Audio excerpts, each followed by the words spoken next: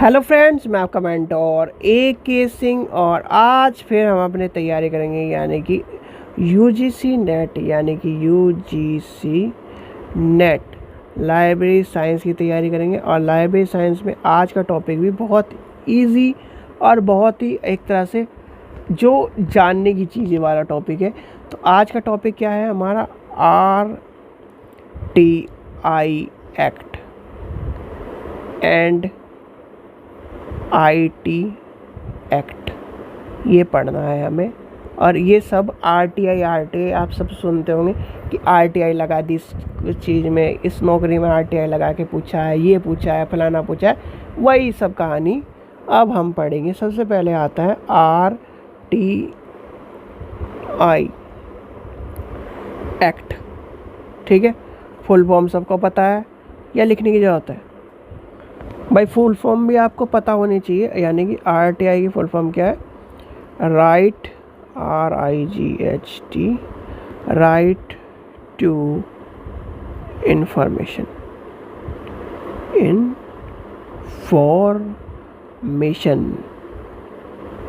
ठीक है।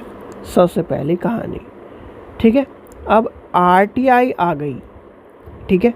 RTI कहता क्या है? RTI है क्या? सबके दिमाग में ये आता है। अब मेरे जैसे कि मान के चलिए, जब हमें भी नहीं पता था, जब हम भी यानी कि 10वीं 11वीं में थे, तो हम भी ये सोचते थे कि RTI से क्या होता है, किसी की भी सूचना का हमें पता चल जाता है, किसी की भी हम सूचना निकलवा सकते हैं। तो यानी कि हम किसी भी प्राइवेट स्कूल पे जैसे कि मान के हाँ, ये कहानी उस टाइम की है, मैं बताता हूँ आपको। मेरे दिमाग में अब आगे क्लिक। तो जब ये मान के चलो मैं पढ़ा हूँ KVS से, यानी कि केंद्रीय विद्यालय संगठन KVS स्कूल से पढ़ा हूँ। तो वहाँ पर हमारे टाइम पर जब 10th क्लास में क्या आया था? CCE पैटर्न आया था। उस टाइम पे क्या आया था? CCE पैटर्न आया था। तो क्या आया था? CCE पैटर्न आया था। अब CCE पैटर्न में क्या हो गया था? होम बोर्ड हो गया था, यानी कि घर में बैठे क्या बच्चों को देना था? घर में बैठने का मतलब स्कूल में बैठकर ही बोर्ड को देना था। जो स्कूल था उसी में बोर्ड देना था, जो स्कूल था उसी में बोर्ड देना था। तो इस तरह से क्या हुआ था, जो स्कूल में बच्चा बिल्कुल डफर था, यानी कि बिल्कुल डफर था, वो भी पास हो गया था, ठीक है। जिसकी उम्मीद नहीं थी कि वो पास हो सकता है, वो भी पास हुआ था। क्या हुआ था? होम बोर्ड की वजह से, ठीक है। और उसमें सबसे ज़्यादा घपलेबाजी कहाँ हुई थी? घपलेबाजी हुई थी प्राइवेट इंस्टीट्यूशन में। इसमें क्या हुआ, जैसे 9th में किसी बच्चे का अगर गवर्नमेंट स्कूल है, यानी गवर्नमेंट जैसे KVS है, तो KVS की पॉलिसी है, आपका बच्चा एक बार हम क्या कर सकते हैं, उसको चांस दे सकते हैं, दूसरी बार चांस नहीं दिया जाएगा। दूसरी बार आपको टीसी पढ़ कर दे दी जाएगी, आप कहीं भी पढ़ाओ। तो इस तरह की कहानी थी, बहुत सारे बच्चों की थी। तो उनमें क्या हुआ, उन बच्चों ने 10th में, यानी कि प्राइवेट स्कूल में 10th में नंबरों की बौछार लगा दी। अब नंबरों की बौछार लगाई, तो नंबरों की बौछार लगाने की वजह से उनका क्या हुआ, यानी उनका जो 10th में स्कोर था अच्छा आ गया। 11th में जैसे कि अगर जो इस तरह की, यानी कि वहाँ पर प्राइवेट स्कूल में अच्छे नंबर मिल गए, और जो यहाँ पर जो हमारे साथ पढ़े हुए थे उनके कम नंबर आए थे। उन्होंने क्या करा, यहाँ पर क्या था, 60% वालों को मिल रही थी साइंस। मेरे पास टाइम पे साइंस मिल रही थी। 55 वालों को, यानी कि 55 से 60 के बीच में मिल रही थी कॉमर्स, और उससे नीचे वालों को मिल रही थी आर्ट्स, ठीक है। तो मैं आर्ट्स, यानी कि पहली बात तो भाई सीधी बात है, कहने की बात है, हम आर्ट्स से पढ़े हुए हैं, तो ये मान के चलो हमारे नंबर भी कम है, ठीक है। ये मैं आपको कह रहा हूँ, कोई भी ये सब चीज़ें कहेगी या नाम ये है, क्योंकि पहले टाइम पे इस तरह का लगाव नहीं था उस चीज़ों में। वैसे और लगाव किस चीज़ में था? बस लगाव 2 चीज़ में था, एक SST में और एक हिंदी में। लगाव किस में था? SST और हिंदी में। वही उसी के बदौलत आज क्या है कि SST और हिंदी के बदौलत ही सुपीरियर तौर से हम पढ़ाने लायक बन गए। अगर साइंस और मैथ्स के चक्कर में लगे रहते ना ज़िंदगी में कुछ कर पाते, ना ज़िंदगी के मज़े ले पाते। क्यों भाई? साइंस और मैथ वालों को मैं सीधे सीधे मान के चलता हूँ, हर साइंस वाला बंदा, हर मैथ्स वाला बंदा ने ये मान के चलो 11th-12th में ट्यूशन पढ़ा है, हर हालत में पढ़ा है। नहीं पढ़ा तो आपने साइंस और मैथ वाले बच्चे ने किस तरह से पढ़ा है? ऑनलाइन ट्यूशन पढ़ा। अगर वो बाहर जाके नहीं पढ़ा तो उसने घर में बैठ के पढ़ा। और यानी आर्ट्स वाले बंदे ने क्या पढ़ा? आर्ट्स वाले बंदे ने मैक्सिमम ट्यूशन तो पढ़ाना हो पढ़ाओ, पर कुछ चीज़ें पढ़ के वो पास हुआ है। उसने यानी कि वो घूमा भी है, फिरा भी है, और सब चीज़ों के मज़े लेकर वो अलग चीज फील्ड में है आज। ठीक है, ये सब चीज़ें बात है। तो ये क्या कह रहा है? RTI यानी उस टाइम पे आप सोचते थे कि किसी भी संस्था पर RTI लगा के हम क्या कर लेंगे। यानी कि ये हुई थी बात, तब मैं भी सोचता था कि यार घर वालों कह के पता करता हूँ कि ये पास कैसे हुए, यानी इनके नंबर की कॉपी निकलवा देता हूँ, ये कर देता हूँ, वो कर देता हूँ। भाई दिमाग इतना था नहीं, जब चीज़ें पता नहीं थी, अब चीज़ें पता चल गई। RTI कानून क्या कहता है? RTI कानून कहता है इसके तहत किसी भी नागरिक को क्या है, यानी कि RTI एक्ट में क्या है, इसके तहत क्या है, किसी भी नागरिक को, यानी कि किसी भी नागरिक को क्या है, सरकार यानी सरकारी संगठन की, ध्यान रखना सरकार की ही बात कर सकते हो आप, सरकारी संगठनों से जानकारी प्राप्त करने का अधिकार है, यानी कि से जानकारी प्राप्त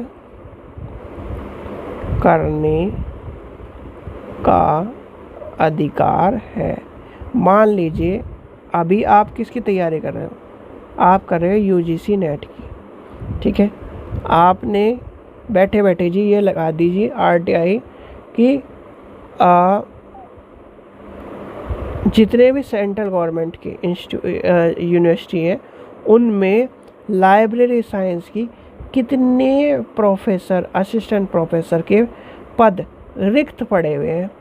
लाइब्रेरी साइंस के असिस्टेंट प्रोफेसर के पद रिक्त पड़े हुए हैं, और कितने पद यानी कि कितने व्यक्ति काम कर रहे हैं। इस तरह का आपने RTI लगा दी तो आपको क्या करेगा, जो है गवर्नमेंट संस्था जो भी इसके सुपीरियर में होगी वो क्या करेगी, इन्फॉर्मेशन प्रोवाइड करा देगी।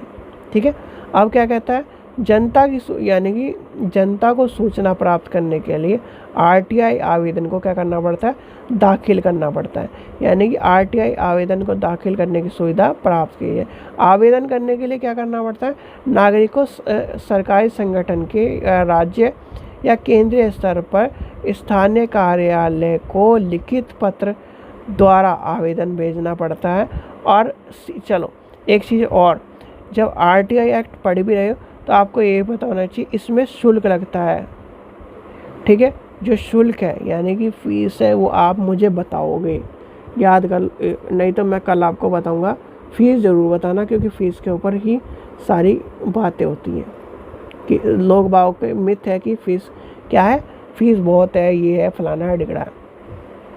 तो क्या करना है, एक आपको लेटर लिखना है और लेटर में अपनी बातों को सारों को दर्शाना है कि ये चीज़ें मुझे ये जानना है।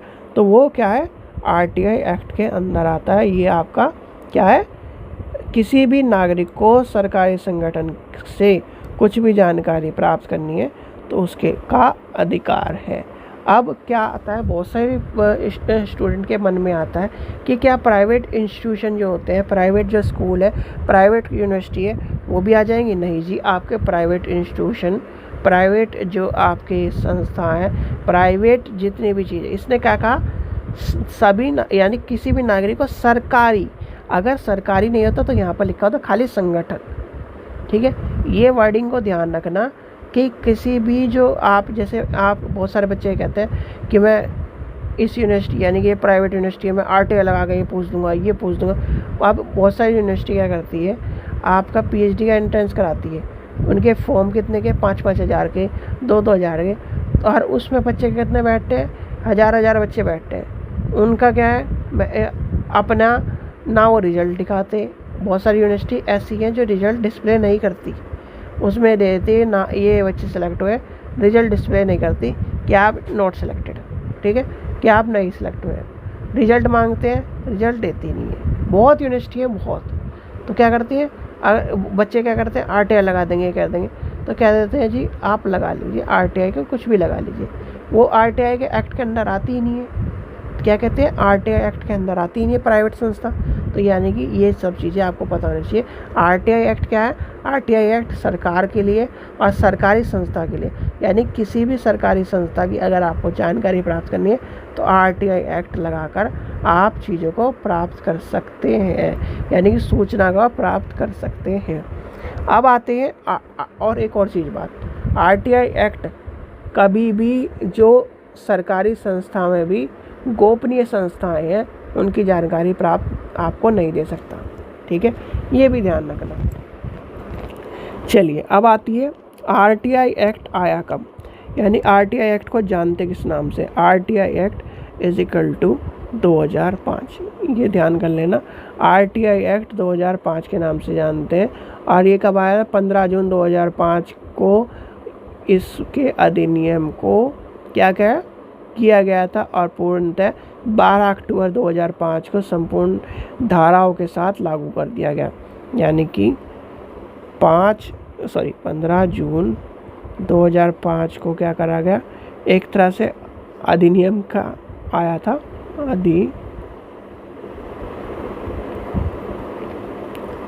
नियमित था। और 12 अक्टूबर यानी कि 12 अक्टूबर आज क्या है, कल के दिन, चलो ये भी ध्यान रखो, कल के दिन को संपूर्ण धाराओं में, यानी कि संपूर्ण धाराओं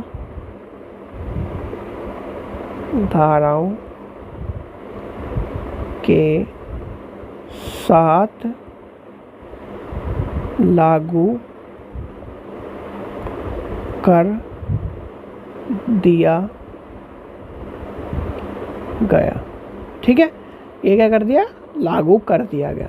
तो ये क्वेश्चन पूछा जाता है RTI एक्ट कब आया और क्या कब लागू हुआ, ठीक है, ये क्वेश्चन पूछा जाता है। तो आपको पता होना चाहिए 12 अक्टूबर का 2005 को, ठीक है। आपको कहानी समझ में आ गई।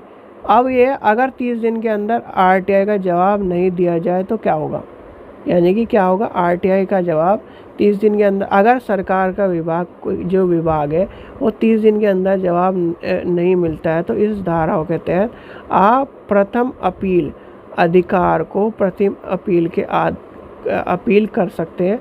और प्रथम अपील का जवाब नहीं आता है तो आप इस धारा की मदद से 90 दिन के अंदर दूसरी अपील के अधिकार को अपील कर सकते हैं। ये आपका जो है अधिकार है, पहला 30 दिन और फिर उसके बाद 90 दिन, ये भी आपको पता होना चाहिए, ठीक है। यानी कि बेसिक RTI एक्ट के अंदर मैक्सिमम क्वेश्चन एक ये पूछा जाता है, एक फुल फॉर्म पूछी जाती है। RTI जो ये वाला संगठन वाला सरकारी संगठन से जुड़ा है, ये पूछा जाता है, ये आपको पता होना चाहिए।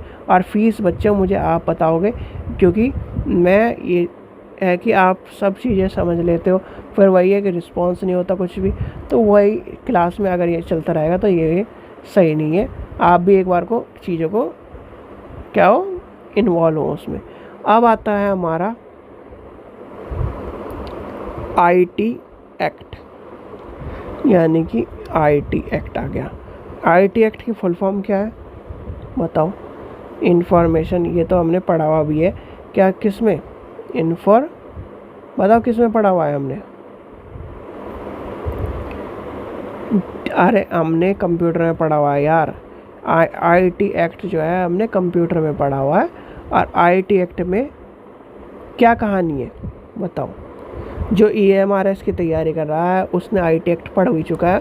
और IT एक्ट में कहानी क्या है बताओ कोई, IT एक्ट क्या कहता है आपका, IT एक्ट है कब, आया कब, कैसे शुरू हुआ, क्या प्रावधान है, क्या कहना है, यानी कि ये सब चीज़ें आपसे बात कहेंगे। सबसे पहले बात आती है जो IT एक्ट आया कब। देखो IT एक्ट को हिंदी में आएंगे सूचना प्रौद्योगिकी अधिनियम या सूचना तकनीकी अधिनियम, कुछ भी मान के चलो। सूचना तकनीकी अधिनियम भारत की संसद द्वारा पारित एक अधिनियम था जो 17 अक्टूबर 2000 को लागू हुआ। कब हुआ? 2000 को लागू हुआ और 27 अक्टूबर 2009 को घोषणा के साथ संशोधन हुआ। यस, इसलिए हम इसे कहते हैं IT एक्ट 2000। याद कर लेना, IT एक्ट 2000 कहते हैं इसका। क्या कहते हैं? IT act 2000। ठीक है। और इसका क्या हुआ? पारित कब हुआ? पारित यानी कि भारतीय संसद द्वारा पारित अधिनियम जो था वो हुआ, जो 17 अक्टूबर 2000 को लागू किया गया। कब करा गया? 17 अक्टूबर 2000 को लागू हुआ। ठीक है, यहाँ तक की कहानी समझ में आ गई। 2009 में यानी 27 अक्टूबर 2009 में इसको संशोधन किया गया, यानी संशोधन किया गया।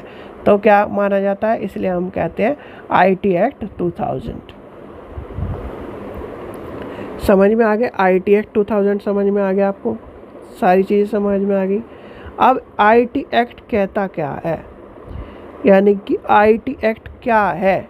आपसे कोई पूछने लगे कि IT एक्ट क्या कराता है। भाई IT एक्ट आज का दौर क्या है?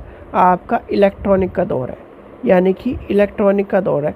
अब इलेक्ट्रॉनिक के दौर में यानी कि इंफॉर्मेशन टेक्नोलॉजी के दौर में आपके साथ कोई भी गलत चीज़ या ना हो, या फिर आपके साथ कोई भी यानी कि इलेक्ट्रॉनिक डाटा इंटरचेंज और इलेक्ट्रॉनिक कम्युनिकेशन की जो बात कही गई है, यानी कि पेपर बेस चल रहा था, पेपरलेस करके क्या करा गया? IT में डाला गया है। क्या है? यानी कि इसमें क्या कहा गया कि तकनीकी यानी कंप्यूटर का यूज़ करा गया। अब कंप्यूटर के यूज़ में एक तरह से ये मान के चलो, हम किसी भी जानकारी को या आपत्तिजनक जो जानकारी है, इस तरह की मैलिशियस इन्फॉर्मेशन है, उसको हम क्या करते हैं? ट्रांसफ़र करते हैं, या फिर कुछ गलत काम करते हैं। क्या करते हैं? IT के तौर पर, IT के तौर पर हम गलत काम करते हैं। तो IT एक्ट क्या कहता है हमें? उसके जैसे कि मान के चलिए आजकल क्या चल रहा है, फ्रॉड या स्कैमिंग चल रही है।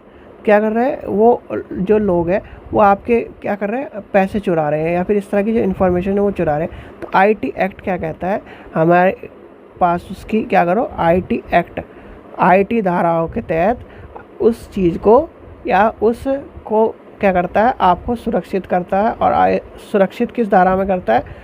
जो IT एक्ट की धारा 66A है, 66A के तहत आपके जो डिवाइस है, यानी कि इलेक्ट्रॉनिक डिवाइस है, जिससे ये सब चीज़ें हो रही है या फिर इस तरह की चीज़ें हुई हैं, उनको 3 साल की जेल या जुर्माना दिया जाएगा। यानी कि ये भी ध्यान करना, धारा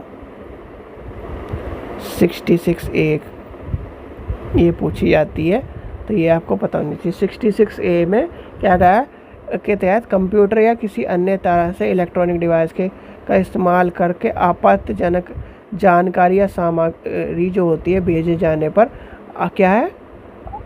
आपराधिक मामला दर्ज कर दिया जाएगा आप पर। जो भी आपको क्या करता है, जैसे स्कैम करता है या इस तरह की चीज़ें आ जाएंगी, तो वो क्या आएगा? उसके अंदर आएगा, यानी कि IT एक्ट के अंदर।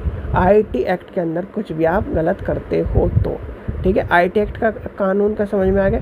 यानी कि इंफॉर्मेशन टेक्नोलॉजी क्या है? आज का दौर किसका है? तकनीक का दौर है। तकनीक में भाई, तकनीक में भी तो क्या होता है? चोरियाँ होती है। यानी कि पहले क्या था, लोग बाग जाते थे, ताला तोड़ते थे, वो चोरी होती थी, एक तरह की वो चोरी है। और जो आज के टाइम पे क्या है, कंप्यूटर में एक आदमी बैठा है, कंप्यूटर से क्या कर रहा है? चोरियाँ कर रहा है, तो वो क्या है? वो भी एक तरह की चोरी है।